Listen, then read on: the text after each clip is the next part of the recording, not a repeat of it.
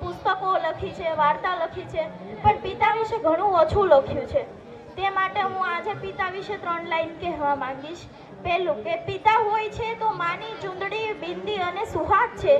પિતા છે તો બાળકોના સપના છે, અને પિતા છે તો બાજાના બધા જ રમકડા આપણા છે.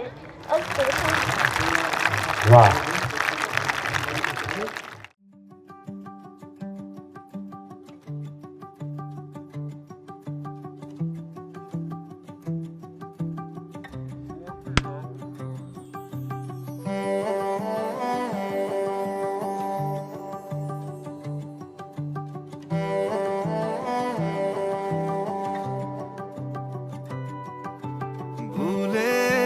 કિસ્સાઓમાં મને મળજે, ફાટેલા કિસ્સામાંથી મને મળજે.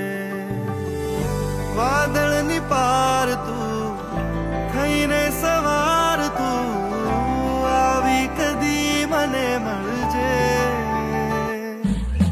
ભૂલેલા કિસ્સાઓમાં મને